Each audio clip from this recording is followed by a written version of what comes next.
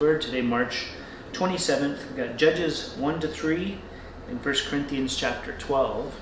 We're going to start Judges.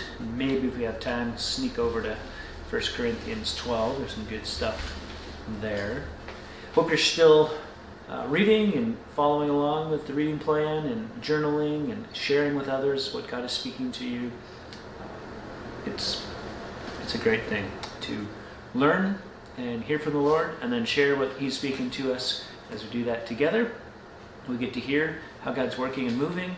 We get to be challenged by what other people are thinking and what God's speaking to them, and then we get to be challenged or challenge others through what God speaks to us. So it's all good.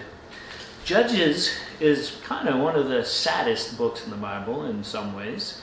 It's the book that details some of the years after the death of Joshua.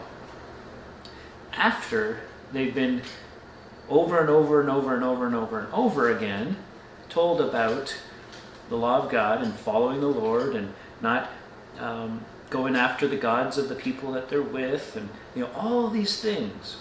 And after they continually said, "Oh, we would never." Verse 1. After the death of Joshua, the people of Israel inquired of the Lord, "Who shall go first for us against the Canaanites to fight against them?" The Lord said, "Judah shall go up. Behold, I have given the land into his hand." And so they do. And what was here in chapter 1, at the beginning, you think, they're getting it. They're doing what they're supposed to. But wait a minute. Did they? Let's go down to verse 20. Hebron was given to Caleb, as Moses had said. He drove out from it the three sons of Anak. But the people of Benjamin did not drive out the Jebusites who lived in Jerusalem. So the Jebusites have lived with the people of Benjamin in Jerusalem to this day. The house of Joseph went up against Bethel, and the Lord was with them. The house of Joseph scattered out Bethel. Now the name of the city was formerly Luz.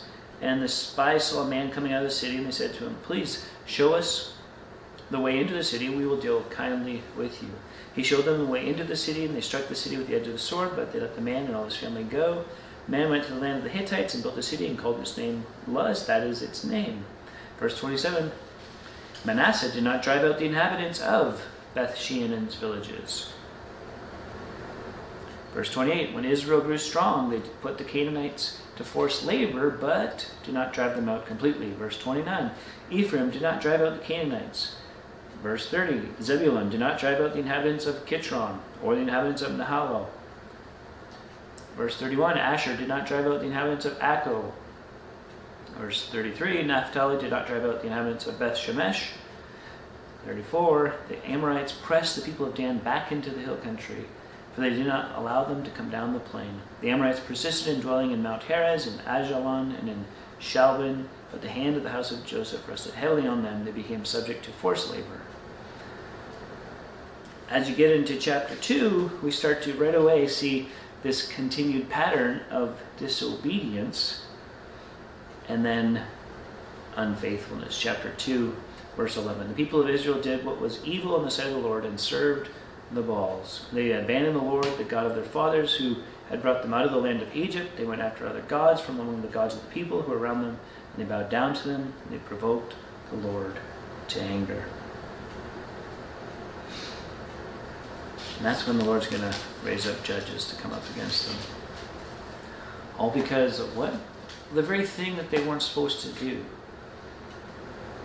You're like, yeah, but they were supposed to kill everybody. Yeah. Again, it wasn't just a blanket, just go kill people for the sake of killing people, right? It was, judgment comes to everybody. Why? Because all have sinned and fallen short of the glory of God. And so one day, we will all be judged by God. And it'll matter whether you want to be judged based on your own merit in your own life, or come under the blood of Jesus. There's no other option. If you try to be judged based on your own life and your own merit, it's not going to go well for you. If you say, no, I want Jesus in my place, He died for me.